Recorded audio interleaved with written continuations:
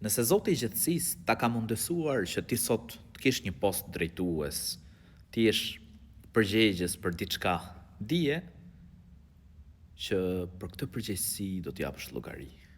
Do të pyetesh para të Madhit Zot.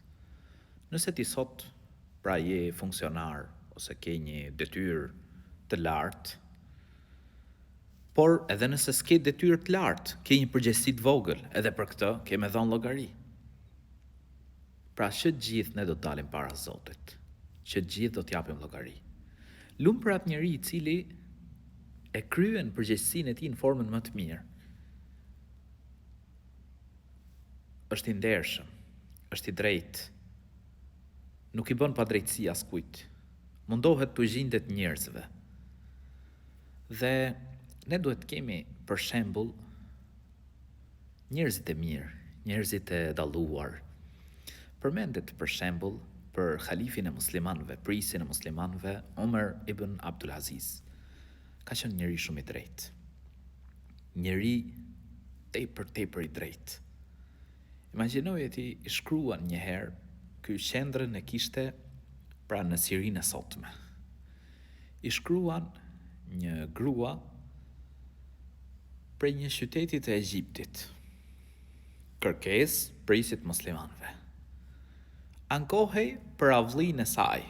Muri pra nuk ishte i lartë. Dhe hynin i vidhnin pulat. Përmendet kjo në librat e historisë.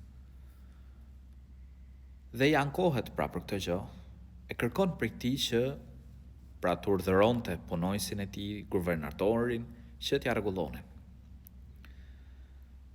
Dhe me njëherë arriti letra, prisi e muslimanëve i shkruan guvernatorit. Prej prisit të muslimanëve, pra prej robit të Allahut Omer ibn Abdul Aziz tek filani. Të shkosh vetë dhe pra t'i rregullohet muri kësaj gruaje.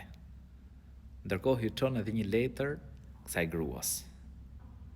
E kam urdhëruar guvernatorin që të vijë dhe të ta rregulloj. Dhe me të vërtetë sapo i arriti letra guvernatorit, u nis dhe shkoi u interesua derisa e gjeti këtë gruan dhe ja rregulloi pra murin e avllisë. Këta njerëz janë trallë. Po i tillë duhet me qenë edhe muslimani. Atë detyrën, atë punën që ke, mundohu me e kry në formën më të mirë. Sepse Zoti i gjithësisë don prej robit që kur e bën diçka, me e bën formën më të përsosme.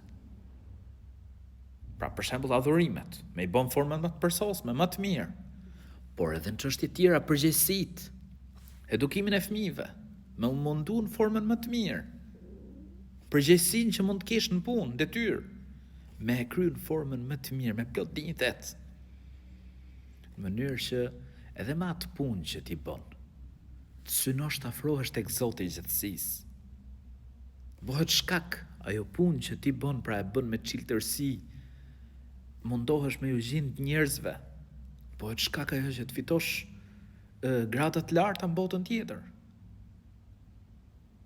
Kudo që t'jesh, mundohu me qenë i drejtë. Kudo që t'jesh, mundohu me qenë i përpikt. Allahu e përmirësoft gjendjen tonë. Amin.